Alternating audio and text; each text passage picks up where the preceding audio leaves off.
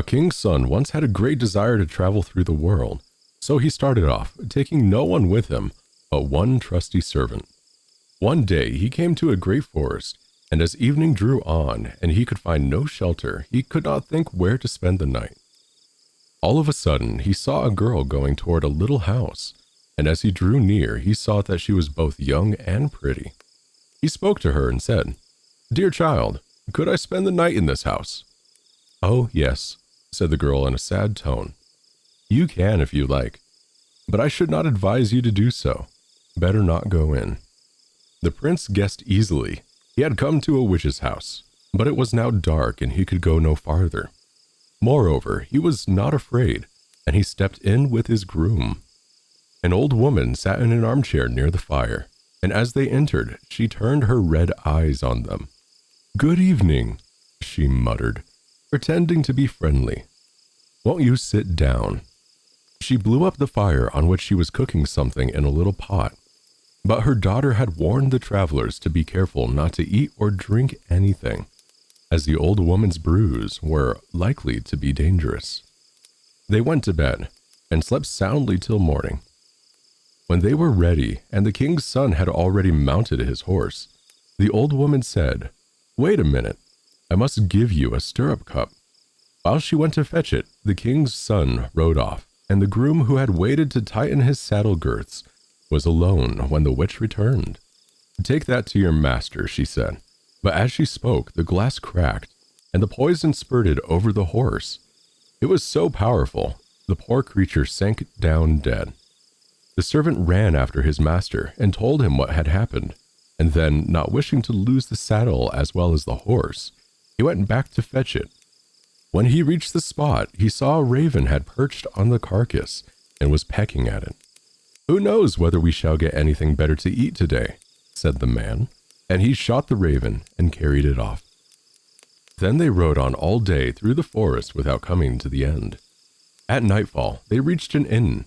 The servant made the landlord a present of the raven. Now, as it happened, this inn was the resort of a band of robbers, and the old witch, too, was in the habit of frequenting it. As soon as it was dark, 12 thieves arrived, with the full intention of killing and robbing the strangers. However, they sat down first to table, where the landlord and the old witch joined them, and they all ate some broth in which the flesh of the raven had been boiled. They had hardly taken a couple of spoonfuls when they all fell down dead, for the poison had passed from the horse to the raven, and so into the broth. There was no one left belonging to the house but the landlord's daughter, who was a good, well-meaning girl, and had taken no part in all the evil doings. She opened all the doors and showed the strangers the treasures the robbers had gathered together. The prince bade her keep them all for herself, as he wanted none of them, and so he rode on with his servant. After traveling about for some time, they reached a town where lived a lovely but arrogant princess. She had announced that anyone who asked her a riddle, which she was unable to guess, should be her husband, but should she guess it, he must forfeit his head. She claimed 3 days in which to think over the riddles, but she was so clever she invariably guessed them in much shorter time. 9 suitors had already lost their lives when the king's son arrived, and, dazzled by her beauty, determined to risk his life, he came before her and propounded his riddle. "What is this?" he asked. "One slew none, and yet killed 12. She could not think what it was. She thought and looked through all her books of riddles and puzzles. She found nothing to help her and could not guess. In fact, she was at her wit's end. As she could think of no way to guess the riddle, she ordered her maid to steal at night into the prince's bedroom and listen. She thought he might talk aloud in his dreams and so betray the secret. But the clever servant had taken his master's place, and when the maid came, he tore off the cloak she had wrapped about herself and chased her off. On the second night, the princess sent her lady-in-waiting, hoping she might succeed better, but the servant took away her mantle and chased her away also. On the third night, the king's son thought he really might feel safe, so he went to bed.